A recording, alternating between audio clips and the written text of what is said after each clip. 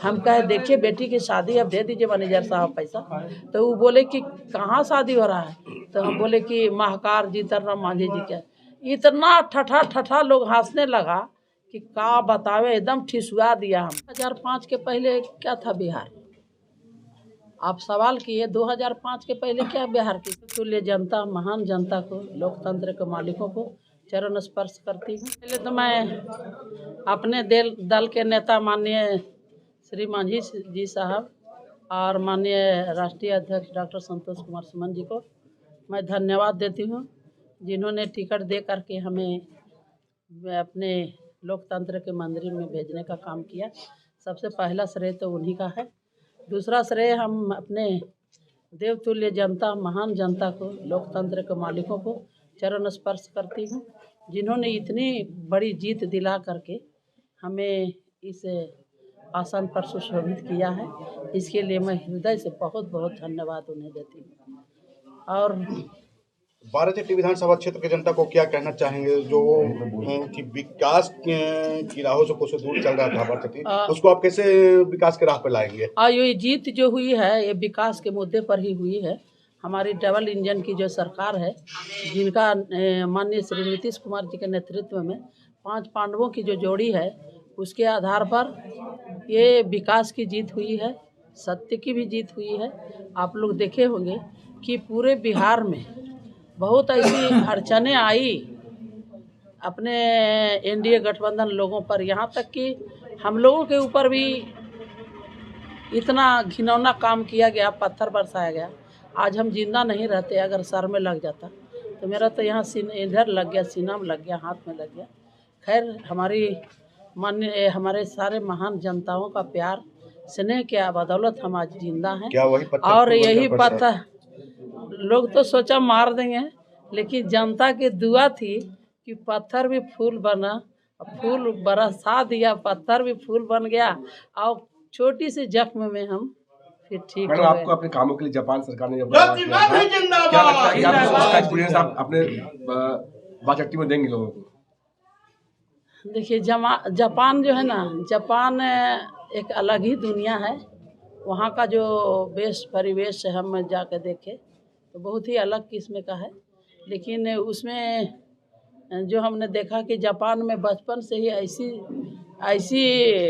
आदत डाली जाती है बच्चों में कि बड़ा होकर के वो बहुत अच्छा इंसान बनता है। पठन पाठन की भी स्थिति बहुत ही अच्छी रहती है। जो जिस लाइन में जाना चाहता है, सरकार वहाँ उस बच्चे को उस लाइन में उसको विद्या देती है। खैर जापान की बात तो यहाँ है, लेकिन यहाँ की बात है, यहाँ पर हमको जनादेश मिला है 9,0200 वोट मिले। ये बहुत बड़ा जीत मिला और बहुत बड़ा सम्मान हमारी जनता ने दी है। उन्हें मैं भरोसा दिलाती हूँ कि आप लोगों का प्यार मोहब्बत जो हमें देखने को मिला, आपने कठिन मेहनत करके हमको जिताने का काम किया है, तो हम भरोसा दिलाती हूँ कि आपका जो भी काम होगा उसको कराएंगे। और आपको जो भी हमारे कार्य क्षेत्र में, हमारे विधानसभा क्षेत्र अंतर्गत जितने भी सरकार के काम को दायित्व है, जिन्हें बैंक है, ब्लॉक है और जो भी थाना है इत्यादि जितने भी हैं, वहाँ पर मान सम्मान के साथ आपको हक अधिकार दिलाएंगे। आपके साथ कोई अन्याय नहीं करेगा, ये मैं वादा करती हूँ। अगर अन्याय करेगा तो आप हमें बताने का कोशिश करेंगे, ताकि हम उन पर अंकुश लगा सकें और पुनः दोबारा ये दोहरा नहीं सके। क्योंकि हम सभी पदाधिकारियों से भी विनम्र आग्रह के साथ कहना चाहती हूँ कि आप हमारी जनता के ऊपर कृपा नहीं करते हैं। ये सरकार का एक काम करने का जो केंद्र है, कृपा आप नहीं समझिएगा, इसलिए जनता को अनाप शनाप बक दीजिएगा, झूठा केस में फंसा दीजिएगा। ऐसा काम नहीं करें, आप कृपा नहीं करते। आप एक सेवक के रूप में हैं, आप उसके लिए हर्जाना मिलता है आपको, इसलिए अपने दायित्व का निर्वहन करते हुए लोगों को सम्मान के साथ काम करें, ये मेरा कहना है। बाराचट्टी विधानसभा क्षेत्र में कई सड़कें जो हैं जर्जर स्थिति में पाई जाती है, वही साथ साथ पुल पुलिया का भी निर्माण के लोगों का भी आक्रोश देखा जा रहा था। इसको लेकर क्या कहना चाहेंगे आप? क्या ये कार्य जो बाधित है उसको पूरा करेंगे? हम तो बता रहे हैं कि 2005 के पहले क्या था बिहार। आप सवाल किए 2005 के पहले क्या बिहार की स्थिति थी। सभी रोड सड़कें जो भी विकास के कार्य होते थे कागजों पर ही हो जाते थे। लेकिन इतना बिगड़ा बिहार अभी इस बैलेंस में लाने के लिए हमारे डबल इंजन की सरकार ने बैलेंस पे किया है, तो संभव नहीं है कि एक ही बार सारा चीज़ हो जाए। लेकिन इतना ज़रूर कहना चाह रहे हैं कि आपके चैनल के माध्यम से ये बता देना चाहते हैं कि जो भी सड़कें वन विभाग जो हाईवे के किनारे में जो भी सड़कें आ रही है वो वन विभाग के अड़चन के कारण नहीं बन रहा था। लेकिन हमने पहल किया, हमारी प्रशासन ने भी पहल की और उसके बाद 85 एकड़ ज़मीन चिन्हित किया गया है और हमारी सरकार ने वन विभाग को उतना ज़मीन दे दिया है। तो वो भी रास्ता अब क्लियर है और बहुत सारे रोड हैं जो लगता है कि शिलान्यास हुए थे और कुछ का टेंडर भी हो गया है। जो शिकायतें हैं कि काम नहीं हो रहा है, तो ऐसा नहीं है, समय सीमा बंधी होती है। बहुत सारे का शिलान्यास भी हुआ है, रोड का, पुल का।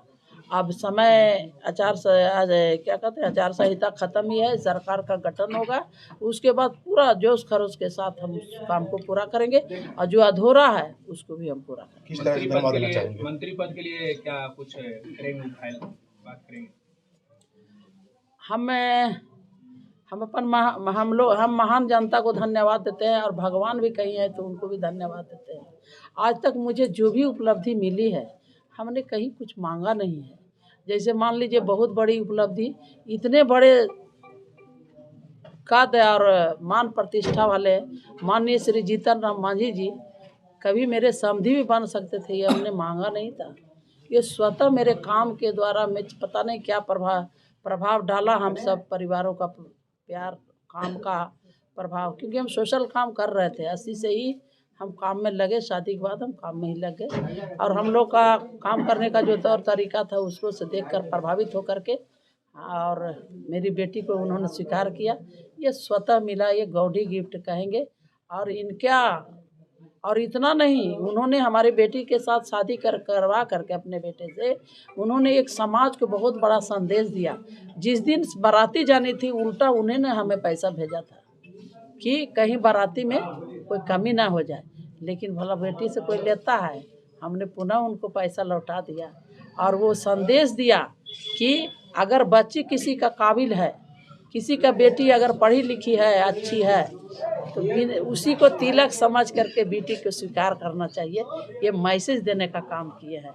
यहाँ जितने लोग खड़े हैं जरूर बेटी होगी, आप भी ये बेटा से कम नहीं मानते हैं। समानता और असमानता पहले होती थी, लेकिन अभी जो शिक्षित वर्ग है बेटा बेटी में कोई फर्क नहीं कर रहे हैं। अपनी बेटी को भी उतना ही पढ़ाते हैं, बेटा को भी उतने पढ़ाते हैं।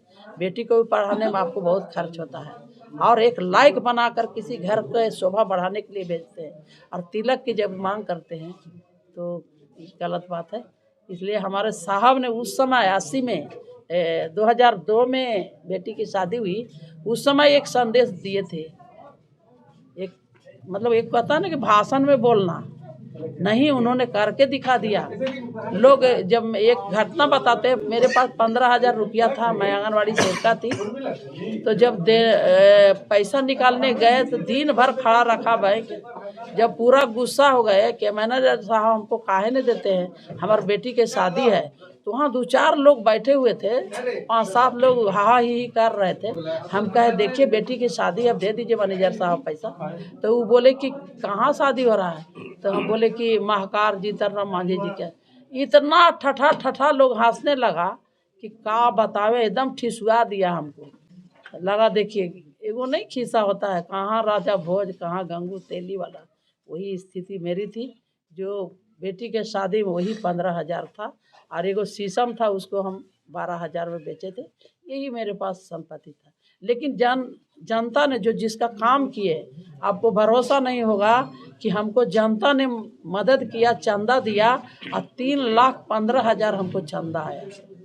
सोच के देखिए, तो काम निस्वार्थ करते हैं और कुछ मांगते नहीं हैं, स्वतः मिलते जाता है। 2010 में माननीय मुख्यमंत्री जी ने बुला करके टिकट दिया और हमें विधायक बना दिया, ये भी गॉड गिफ्ट है। तो क्या कहेंगे दूसरी बार मांझी जी ने ही दे दिया, गॉड गिफ्ट है, अभी भी दिया।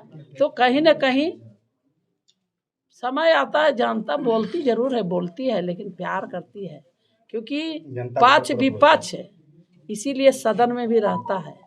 तो मेरा पक्ष और विपक्ष मेरी जनता है।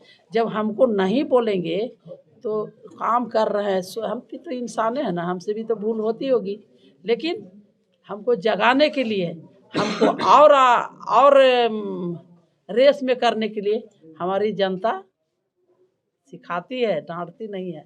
अगर डांटती तो 1,09,200 से नहीं जिताती। ये मुझे पूरा भरोसा है। बहुत प्यार का ही नतीजा है कि इतना भारी वोट से हमें जिताया।